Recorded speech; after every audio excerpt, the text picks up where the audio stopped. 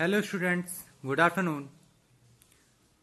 Myself Multan प्रकाश और आज हम बीएससी फाइनल ईयर में यूनिट 3 में एपीकल्चर पढ़ रहे थे, जिसमें हमने उसकी स्पीसीज और उसके स्पेसिफिकेशन के बारे में पढ़ा था। आज हम उसके मॉडर्न यानी हाइव्स के मॉडर्न मेथड्स के एप्लीकेशंस पढ़ेंगे। ठीक है, ये क्या है आइए देखते हैं। तो आधुनिक विधि के लिए निम्न एप्लियंस की आवश्यकता पड़ती है। कौन कौन से हमें उसकी नीड होती है, आइए देखते हैं। पहला टिपिकल मूवेबल हाइव। ये टिपिकल मूवेबल हाइव क्या है, आइए देखते हैं। एक आर्टिफिशियल मूवेबल हाइव की फॉर्मेशन वुडन बॉक्स द्वारा होता है। आवश्यकता के अनुसार इसमें फर्म की संख्या तथा साइज अलग अलग होता है। इसमें वर्कर्स तथा ड्रोन्स के अंदर आने तथा बाहर निकलने के लिए थोड़ी सी ही जगह पर्याप्त होती है, लेकिन अगर एक क्वीन अंदर आ जाए तो उसका बाहर निकलना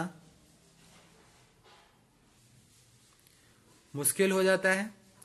इसका कारण यह है कि जिंक की सीट में जो छेद बनते हैं उनका साइज 0.375 सेंटीमीटर होता है, जबकि क्वीन के थोरैक्स का साइज 0.34 से लेकर 0.45 सेंटीमीटर तक होता है। इसलिए क्वीन इस पोर से नहीं गुजर पाती है। एक टिपिकल मूवेबल हाइव के निम्न पार्ट होते हैं। इसमें पहला पार्ट है स्टैंड।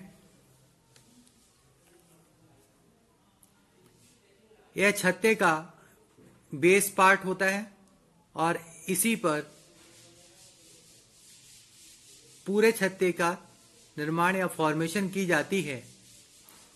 स्टैंड को कुछ इस तरह से एडजस्ट करते हैं जिससे एक स्टोव या स्लो बन सके। इसी से बरसात का पानी तेजी से नीचे गिर जाए और उसमें अंदर न जाए। अगला पार्ट है बॉटम बोर्ड। तो बॉटम बोर्ड क्या है, आइए देखते हैं। यह स्टैंड के ऊपर स्थित होता है। इसमें सामने की तरफ दो गेट्स लगे होते हैं, एक प्रवेश के लिए तथा दूसरा बाहर निकलने के लिए यूज होता है।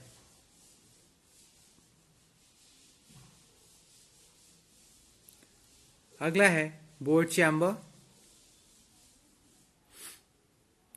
यह छत्ते का मोस्ट इम्पॉर्टेंट पार्ट है। यह साइज में बड़ा होता है तथा इसमें 5 से लेकर 10 तक फ्रेम्स बनते हैं और प्रत्येक फ्रेम्स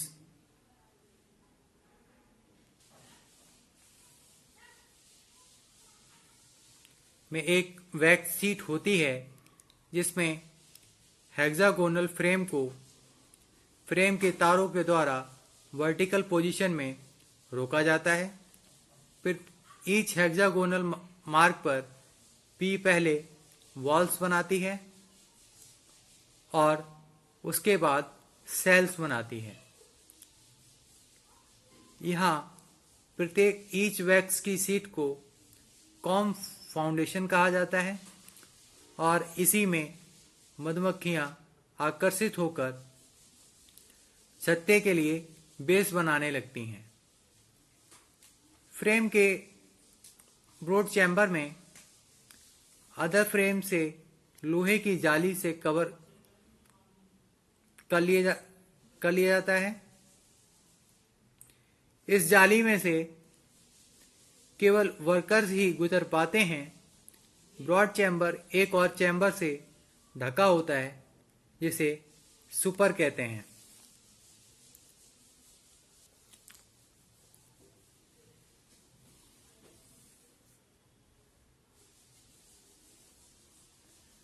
सुपर क्या है, आइए देखते हैं। इसमें ना तो कोई बेस और ना ही कोई कवर होता है। इसमें कॉम फाउंडेशन वाले कई फ्रेम होते हैं जो छत्ते को फैलाने के लिए अतिरिक्त स्थान मिल जाता है।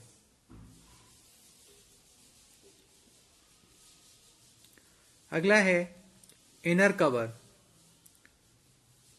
यह सुपर को ढकने के लिए लकड़ी का टुकड़ा होता है। इसमें कई होल्स होते हैं जिनमें प्रॉपर वेंटिलेशन होता रहता है।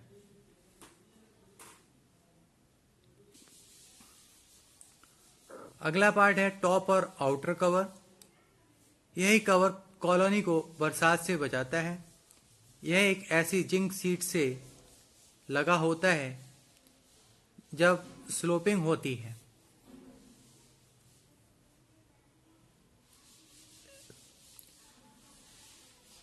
इसका अगला पार्ट है क्वीन एक्सक्लूडर। यह लोहे के तार का बना होता है। इससे केवल वर्कर्स ही पास होते हैं। यह क्वीन को ब्रॉड चैम्बर में ही रखता है।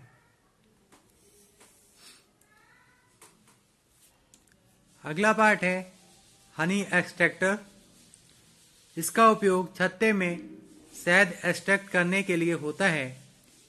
यह सेंट्रीफ्यूगल फोर्स के सिद्धांत पर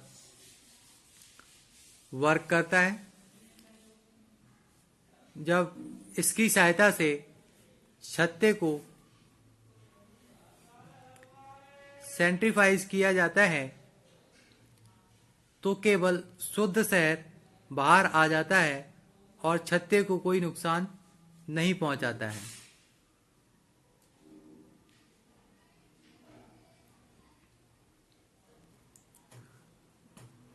अब बात करते हैं अनकैपिंग नाइफ की। जब सभी कॉम्स शहद से भर जाते हैं तो उन्हें बैग्स के द्वारा बंद कर दिया जाता है। इसी बैग सीलिंग को रिमूव करने के लिए एक चाकू को स्टीम से गर्म करके यूज करते हैं। उसे हम अनकैपिंग नाइफ कहते हैं।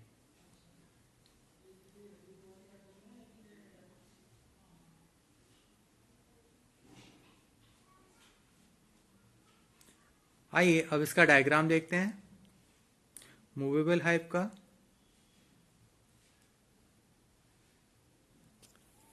देखिए टिपिकल मूवेबल हाइव का डायग्राम है जिसमें ये स्टैंड पार्ट है, ठीक है। स्टेम पार्ट से ऊपर बॉटम चैम्बर और बॉटम चैम्बर में ही एक गेट लगा होता है। और जैसा कि मैंने बताया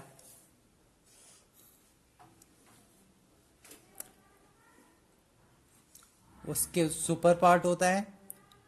सुपर पार्ट से फिर इनर कवर होता है और इनर कवर से फिर आउटर कवर होता है जो इसको कवर करके रखता है। ये typical structure of typical movable hive. अरे यहाँ पे सोफा तो नहीं है।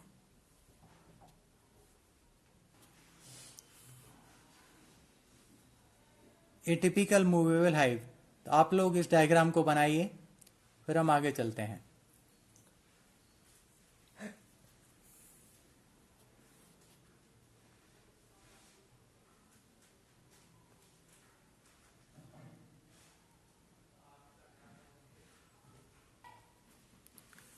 अदर इक्विपमेंट्स, इनके अलावा कुछ प्रोजेक्शन कपड़े, ग्लव्स, वी नट्स, ब्रूस, केस आदि की भी आवश्यकता पड़ती है। अब बात करते हैं हम advantage of modern method. Modern method के एडवांटेज क्या हैं, आइए देखते हैं। पहला एडवांटेज, काफ़ी मात्रा में हमें शुद्ध प्योर हनी प्राप्त हो जाता है। दूसरा, कॉम को शत्रुओं से बचाया जाता है। अगला, अगर क्लाइमेटिक कंडीशन खराब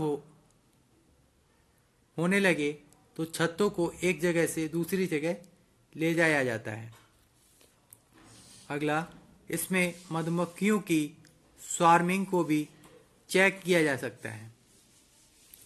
अगला, इसमें एक ही हाइव को वर्कर्स बार बार उपयोग में ला सकते हैं। अगला, इसमें मधुमक्खियों की एक्टिविटी पर कंट्रोल या निगाह रखी जाती है। अगला, इसमें शुगर सिरप, पॉलन सब्सटेंस आदि प्रोवाइड करके इसे स्ट्रॉन्ग कॉलोनी बनाई जा सकती है।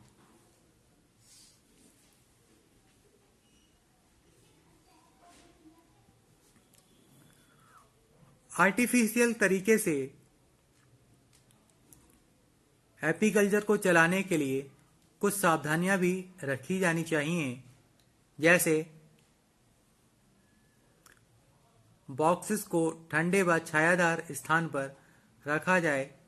इसके अलावा छत्ते जिस स्थान पर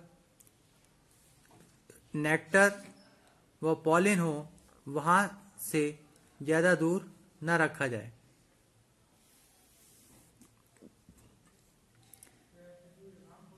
एपीकल्चर इंडस्ट्री सड़क किनारे होनी चाहिए तथा छत्ते के आसपास कोई ना कोई फ्रेश वाटर का तरीका अवश्य होना चाहिए जिससे उनको पानी मिल सके।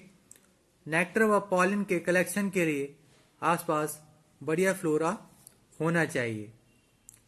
तो बच्चों, आज के लिए बस इतना ही। Thank you.